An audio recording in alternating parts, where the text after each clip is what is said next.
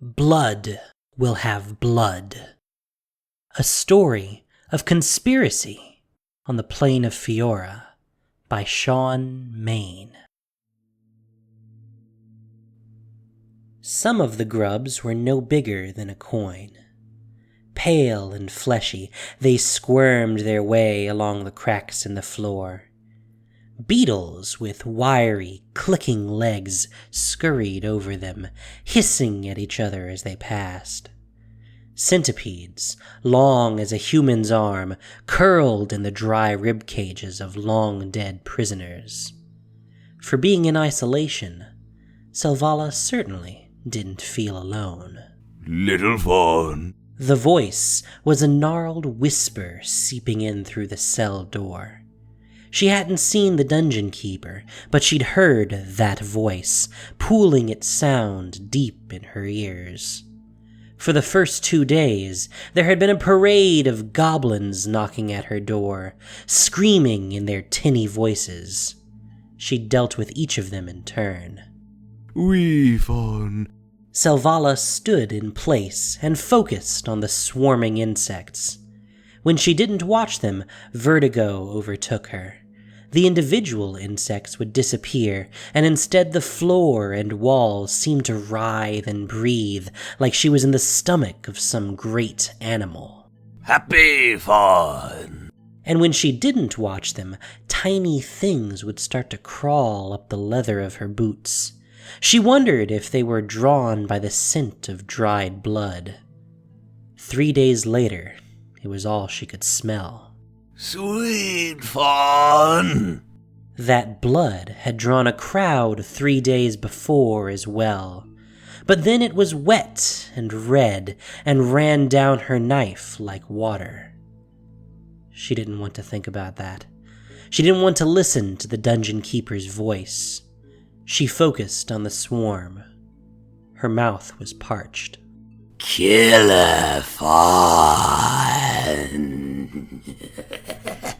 Now, soaked into her gloves, the blood was the color of rust. 3 coats had been added on top of that. Goblin blood, black, viscous, sticky. She wondered if she should offer the gloves to her cellmates. They might chew the gloves clean again. 3 days felt like a long time ago. Deadly Fawn, vicious Fawn, murder Fawn. She focused on her breathing and tried not to listen to the sound of the dungeon keeper just beyond her cell door. She knew he was watching from the bars, squat face pressed close, keys clanking at his side. Don't you want your supper, Fawn? She wondered if she could move fast enough to reach the door before he could react. Wondered if she could get a shard of bone into his skull while he was still so close. Certainly. She swallowed. She hadn't spoken in 3 days, and her voice was like rocks. Why don't you come in here and give it to me? The dungeon keeper chortled. His disembodied voice echoed from beyond the heavy door. Oh, Fawn, what do you take me for? You took the eye of one of my best agents. What do you have smuggled in there? Knitting needles? Selvala smiled and fingered the crudely sharpened weapon at her side. A femur. Ha! Bone to the eye! I knew you would be good. A master! The others said you were all talk. Yet here you are, my perfect assassin. Her smile dissipated. She didn't look at her jailer's face, but she imagined it. Yellow teeth, bulging eyes, breath hot and putrid. He wasn't made for Poliano either. Well, your Uncle Grenzo forgives you. What's a little blood between friends? She turned her attention finally toward the door. His smiling, bloated face watched from between the bars of the narrow window. Why don't you get out of here? I'm formulating my escape. His smile grew until it showed all his rotting teeth. What's it like to kill a man you love? She turned away, back to the beetles that crunched under her boots. She'd been to the lowlands. She'd survived in the wild. She could stand the taste of insect. Had blue blood starved to death in here, refusing to deign to eat from the floor? Answer me that one question, dainty fawn, and I'll unlock this door. She tensed her muscles. All it would take was one quick lunge, and this conversation would be over. Her shard of bone was no rapier, but he was a lump of a thing, and it would do the job. I'm sure you don't need me to answer that question. Oh, but I do. My hands are clean. She eyed the skull that lay in the corner. Its empty sockets would stare forever at the dripping ceiling of this cell. All I do is turn some keys and talk. She contemplated the stories she'd heard about the dungeon keeper, about his agents swarming in the sewers, crawling through the night, mercenary killers and spies, dispatching problems and watching for opportunities to blackmail. He waited for her to speak. When she didn't, he said, And I'll turn this key here. I've done it before. If you answer your dear old Uncle Grenzo's question, what's it like to kill a friend? All too easy. He scoffed. She waited. Above the hiss of beetles, the jangle of keys, the click of the lock, the door slid open with a creak. Next time, maybe it will stick. She turned her attention to the door. No one came. Beyond, she could hear the keeper's labored breathing in the passage. She didn't understand, didn't know his game. She knew she was being manipulated. But to what end? Come on out. I've got a skin of water and a jug of wine. You've split your time between the low city and the high. Didn't know which one you'd want. Selvala took a light step toward the door. The shadows trembled in the torchlight. Grenzo had a huge frame for a goblin, but he was hunched over, like his bones were rebelling against him. He clutched his staff, and she wondered if he could walk a step without it. He held the water skin aloft. She waited for the trap. A dozen agents around the corner? Poisoned gifts? Some dark magic? Grenzo turned his head from side to side, as if considering the tunnels. You can run, Fawn, but the trail is treacherous. I'll take you on your way. She gripped the shard of bone and contemplated his jugular. It was thick, like a snake sleeping in his neck. Well, go on then. Lead the way. Grenzo was right. The tunnels were like arteries, forever branching and changing direction. Selvala was studied in tracking and tried to make sense of the paths, looking for exits with which to escape, or landmarks in case she needed to double back to lose pursuers in the tunnels. But the stonework was relentless. The only guide points were the occasional chatter of goblins, averting their gaze from Grenzo as he passed, and the moans of the prisoners, pleading with Grenzo for his keys. They walked for a long time. Every so often, Grenzo would stop and poke at the ceiling above them. Palace! Oh, Brago's bedchamber! Won't need that anymore. Sidri's shop, at least in sundown yesterday. Slowly, the map of Poliano began to make sense to her, but still she didn't know where he was leading her, or to what end. Secret council chamber, he said, and watched her face to see if she knew. At one point, he stopped and sniffed the air. He lofted his staff and banged it against the ceiling above them. Treasury! Then he pointed his staff like a long, bony finger. Take that passage, and it leads straight into the vault. Take a handful of gold for your trip if you want. Fill your boots if you want. It's free for the taking. He stared at her, waiting for a reaction. Doesn't it excite you, the thought that we're in the secret heart of Fiora? She stared at him, tried to make her face neutral, offering him nothing. Did you ever want to see the King's private sculpture collection? Ever eat poached egg of paradise bird? Not of this world. There are stairs into that kitchen, too. Every secret door, every secret lock is known to me. He held his keys aloft and shook them at her. What do you want, little fawn? What's your price? I know it's not gold, but I can offer you heaps. Access. Do you want to leave the high city or free it? Open the secret gates and let the rabble below up into our streets. Great police to hoist up the beast from the old world. Information? Just think what it would have been to spy on your dear friend Brago and peer into his secret plots.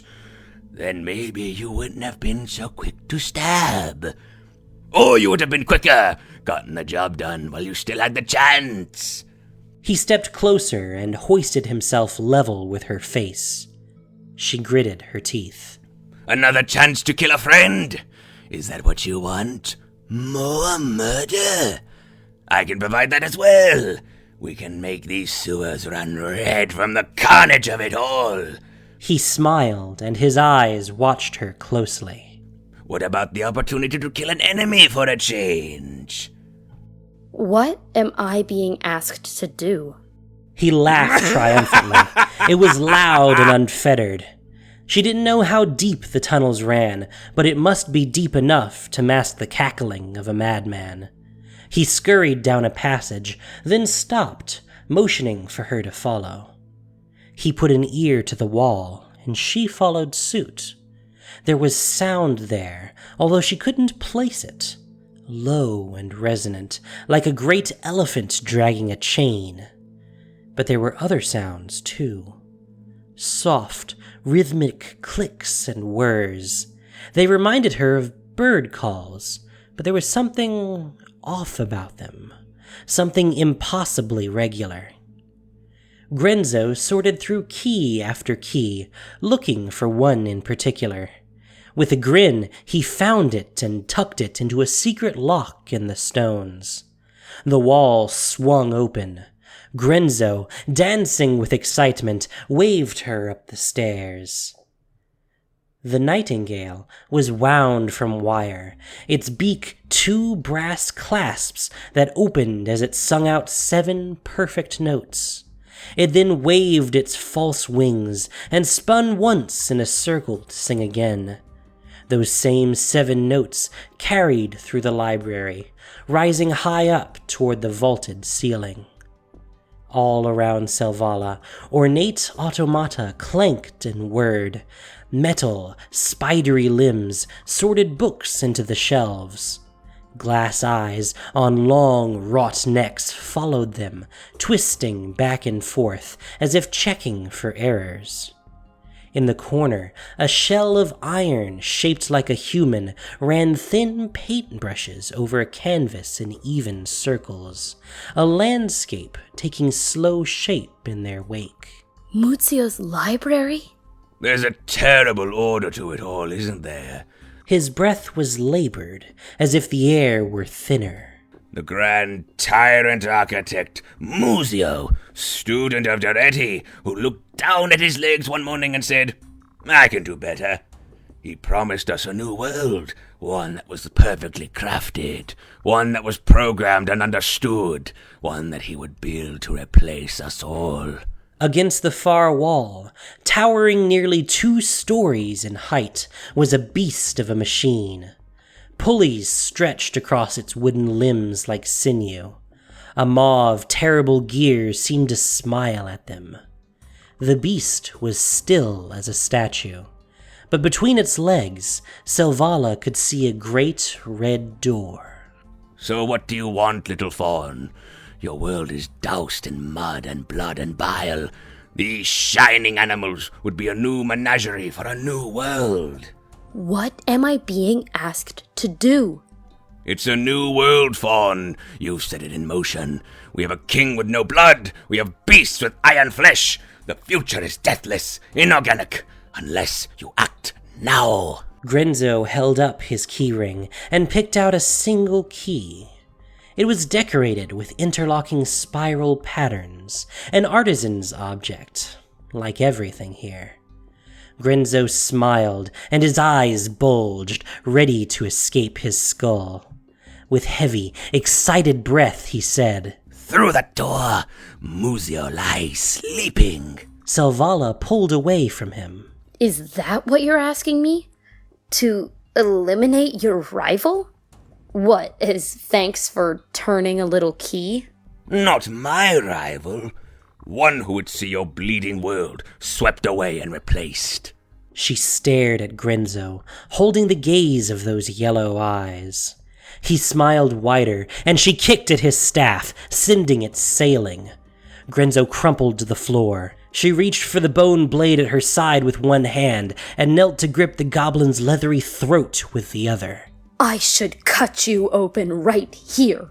I will not be your hired thug. I will not help you mutilate Palliano into your twisted image.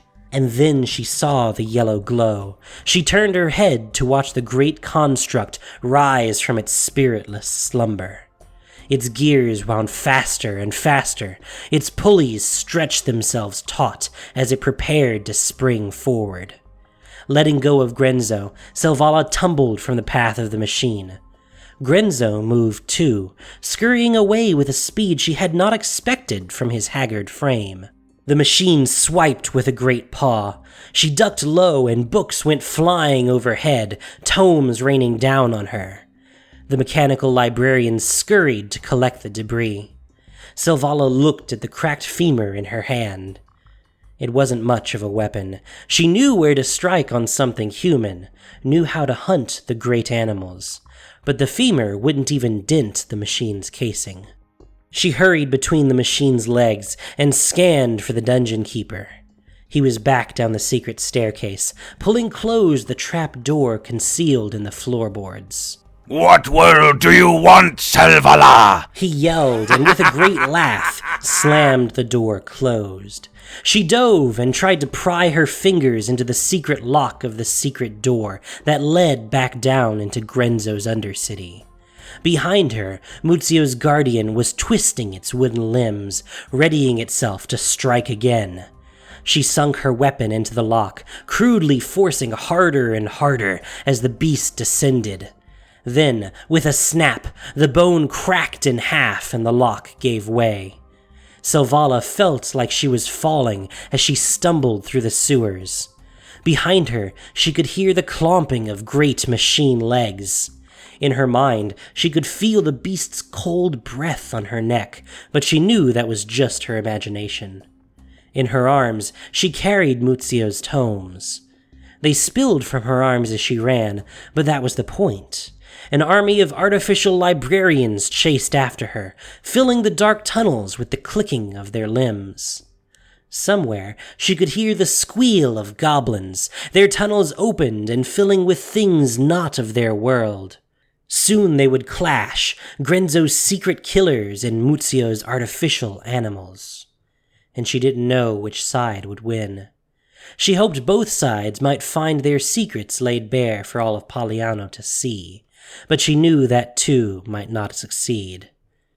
When Selvala had run far enough that she couldn't hear the battle behind her, she collapsed. She found an unlocked cell and crawled into the corner with the beetles. The next day, she would leave the high city and go back to the wild places, far below and far beyond. Her boots would be caked with mud, her limbs tired and sweaty as she ran through the trees, picked fruit, and watched the wild beasts. But at the time, her task was to hide in the darkness with the insects and sleep.